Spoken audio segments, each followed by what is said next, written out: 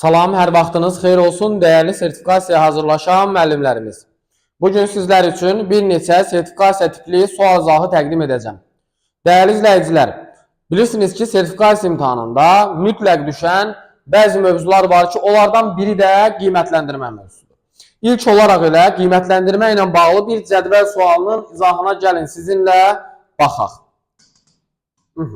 Deməli, burada bir nömrəli sualda deyilir ki, cədvələ əsasən uyğunluğu müəyyən edin. Aha, uyğunluq deyərkən, yəni doğru yazılıb burada. Doğru uyğunluq deməkdir.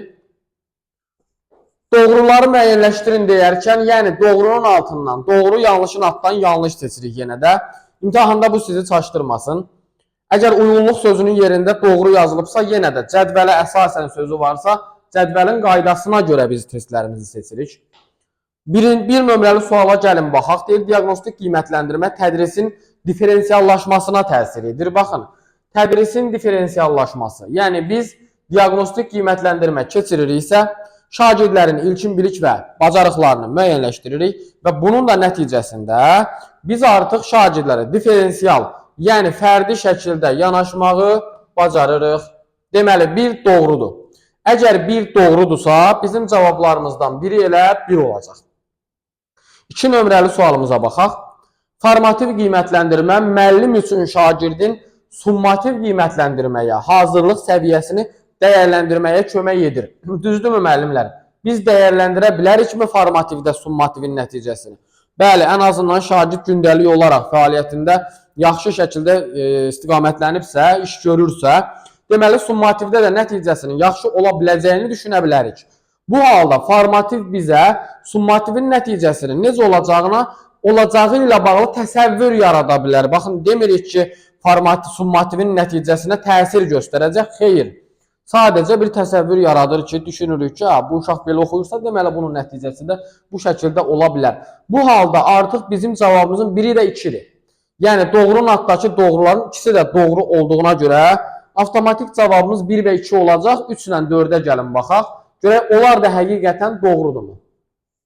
Deyir, müəllim diaqnostik qiymətləndirmənin nəticəsini təhlil etməklə pedaqoji prosesdə inkişaf yönümlülüyün tələbinə əməl edir. Baxın, diaqnostik qiymətləndirməni təhlil edirəmsə, deməli, inkişaf yönümlülüyə mən əməl etmiş oluram. Çünki inkişaf yönümlülük şagirdlərin nəticələrini təhlil etmək, onların bilik bacarığını üzə çıxarmaq və bunun istiqamətində fəaliyyət göstərməkdir. Deməli, müəllimlər, artıq burada 3 doğru olduğu üçün yanlışın altından doğru götürülməz. Sən doğrusansa yanlışın altında nə işin var yəni? Ona görə də 3'ü götürmürük. 4'ə baxırıq. Deyir, formativ qiymətləndirmə şagirdin gündəlik standart tələbinə nə dərəcədə çatdığını müəyyən etməyə kömək edir. Bəli, formativ hər gün keçirildiyi üçün biz şagirdlərin nəticələrinin necə olacağını müəyyənləşdirmiş oluruq. Deməli, 4 nömrəli sualda doğru olduğu üçün götürmürük. Çünki yanlışın altında bizə nə lazımdır? Yanlış. Bu halda cədvəlimizə əsasən doğru olan 1 və 2 olacaq. Baxın, bu suallar bizim yeni çıxan test bankımızdandır. Test bankını əldə etmək üçün həm MİQ, həm sertifikasiya hazırlaşan müəllimlər 050 697 78 33 nömrəsi ilə əlaqə saxlaya bilər. Mənimlə əlaqə saxlayıb kitabımızı əldə edə bilərsiniz, dəyərli müəllimlər. Kitabımızın içərisində 50 sınaq olmaqla 1000 dənə situasiya sualı öz əksini tapıb. Situasiyaların hər biri MİQ və sertifikasiya səviyyəlidir. Düzdür, sertifikasiya səviyyəsindən çətin suallarımız var burada, amma mən sizə hal-hazırda sertifikasiya səviyyəsində olan sualları göstərirəm. Gəlin bir dənə də biraz uzun situasiya sualımıza baxaq. Sertifikasiyada 1-2 dənə falan bu tipdə sual düşür. Amma digərləri, baxın, nisbətən qısa şəkildə düşür, o qədər uzun düşmür. 15 nömrəli sualda deyilir ki, sinifə ilk dəfə daxil olan müəllim diaqnostik qiymətləndirmə apardı. Bu zaman müəllim müəyyən etdi ki, sinifdə 2 nəfər inklüziv şagird var.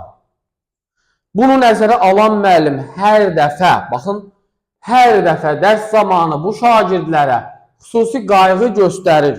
İndi mənim sizə bir sualım var. Sinifinizdə 2 nəfər inklüziv şagirdin olduğunu müəyyənləşdirirsiniz. və siz hər dəfə o şagirdə xüsusi qayğı göstərirsiniz. Bu sizcə pedaqoji cəhətdən düzgün yanaşma ola bilərmi? Təbii ki, xeyr. Yəni, xüsusi qayğıya ehtiyacı olan uşaqların sinifdə digərlərinə nisbətən xüsusi qayğı göstərilməsi onlara dərs prosesində yanlışdır. Yəni, mən dərs mühitində əgər xüsusi qayğı göstərirəmsə şagirdlərə, deməli, burada pedaqoji cəhətdən düzgün yanaşmıram. Bu halda biz cavabımıza baxaq. Cavaba baxmazdan öncə bunu da deyək. Qiymətləndirmə zamanı onların öz öyrənmə tərzlərinə uyğun şəkildə cavab vermələrinə şərait yaradır. Deməli, müəllim qiymətləndirməni düzgün aparır. Qiymətləndirmədə bir problem yoxdur. Onların özlərinə uyğun qiymətləndirirsə, deməli, diferensial yanaşır və şagirdlərə uyğun qiymətləndirmə həyata keçirir. Situasiyaya əsasən, baxın, diqqət yetirin həmişə qaydalarımıza. Situasiyaya əsasən doğru olanı müəyyən edin. Bu situasiya ilə bağlı doğrunu seçirik. A variantında deyilir ki, müəllim təlimi səmərəli təşkil etmək üçün təlimdə inklüzivliyi təmin edib. Bayaq dedik axı, inklüzivliyi təmin etmək əvəzinə pozdu. Xüsusi qayğı göstərmək bir-iki nəfər şagirdə bu inklüzivliyi pozar. Yanlışdır. B variantında deyilir ki, müəllim qiymətləndirməni düzgün təşkil etsə də şagirdlərə yanaşması pedaqoji cəhətdən düzgün deyil. Baxın, bayaq qeyd elədim ki, müəllim qiymətləndirməni gördünüz, düzgün apardı. Lakin yuxarıda şagirdlərə pedaqoji cəhətdən yanaşması düzgün deyildi. Qiymətləndirməni şagirdlərə uyğun apardı, lakin pedaqoji cəhətdən düzgün yanaşmadı prosesdə. Deməli, cavabımız oldu B variantı. Situasiyaya əsasən doğru fikirdir. C-də deyək ki, müəllim pedaqoji prosesdə təlimdə bərabər imkanların tələblərini əməl edib, inklüzivliyi pozubsa, artıq bərabər imkanları da pozmuş hesab olunur. Müəllim şagirdlər arasında əməkdaşlıq və ünsiyyət bacarığını inkişaf etdirməklə onların bir-birlərinə qarşı şəxsi qərəzli etməsini təmin edib, etməməsini təmin edib. Burada hal-hazırda situasiyada heç bir əməkdaşlıq, ünsiyyətlə bağlı heç bir şey yoxdur. Sadəcə müəllimin fəaliyyət əks olunub. Deməli, bu da yanlışdır. Üzr istəyirəm. Və Y variantına da baxaq. Diaqnostik qiymətləndirmə aparmaqla müəllimin məqsədi sonradan inklüziv şagirdlərlə təlimi necə təşkil edəcəyini müəyyənləşdirmək idi. Müəllim ümumilikdə sinifə yanaşır. Sırf o 2 nəfər şagirdə görə deyil, hamıya aparır diaqnostik qiymətləndirmə və onun nəticəsinə əsasən fəaliyyət göstərir. Buna görə də E bəndini də biz doğru götürmürük artıq situasiya ilə bağlı. Bu halda cavabımız olur elə B variantı. Elə bu suala da baxaq, 17 nömrəli suala. Bu da maraqlı bir sual tipidir. Mübahisəli suallardan biridir. Deyir, müəllim dərsi şagirdləri mübahisəli sual verməklə başladı. Mübahisəli deyəndə bunu nəzərdə tuturdum. Mübahisəli sual verməklə başladı.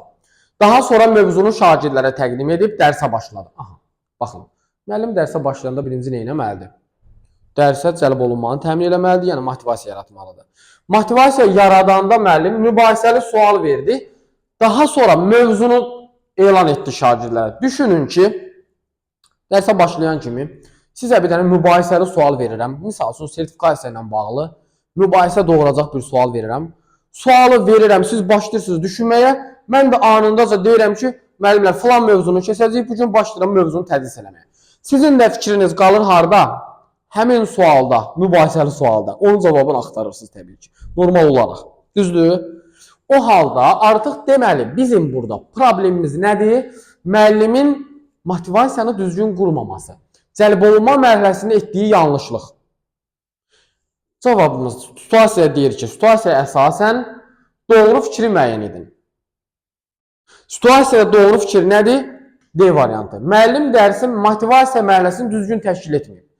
Yəni bilirsiniz, cavablara axtarmağa keçməzdən öncə birinci situasiyanı dərk eləmək lazımdır, anlamaq lazımdır. Müəllim harada düz etdi, harada səhv etdi. Nəyi yanlış etdi, nəyi doğru etdi. Və yaxud da şagird nəyi doğru etdi, nəyi yanlış etdi. Bunu başa düşəndən sonra cavabı tapmaq bizim üçün asanlaşır artıq. Misal üçün, A-da deyir ki, müəllim mövzunu şagirdin potensialına uyğun hazırlamayıb.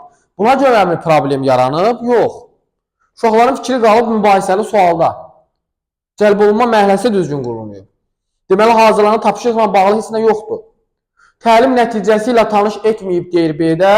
Xeyr, təlim nəticəsinə görə də deyil problem. Şagird əgər desəydi ki, nə öyrəndiyini, nə öyrənəcəyini başa düşməyib, onda onu düşünə bilərdik. Eyni ilə də C-də meyar deyir təqdim etməyib, qiymətləndirmə meyarı. Yaranan problem meyara görə də deyil. Burada isə deyir ki, müəllim mübahisəli sualın doğru cavabını şagirdlərə demədiyi üçün. Müəllim deməli idimi sualın cavabını şagirdlərə? Yox. Müəllim motivasiyada düşündürücü sual verir və hər kəs öz fikrini bildirir. Müəllim də lövhədən yazır fikirləri. Sonra içindən başlayırlar müzakirələr aparmağa. 5-6 dəqiqə ərzində proses davam edir. Cəlb olunma, motivasiya. Nəticəyə də uşaqlar özləri gəlir.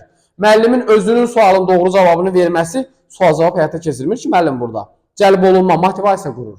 Bu halda artıq cavabımız olur elə D variantı, bu da yanlışdır. Belə dəyərli müəllimlər, bu tipdə sualları görmək üçün, işləmək üçün kanalımıza abunə olun və videolarımızı bəyənməyi də unutmayın. Növbəti günlərdə sizin üçün yenə də bu tipdə situasiya sualları təqdim edəcəm. Hər birinizə uğurlar olsun.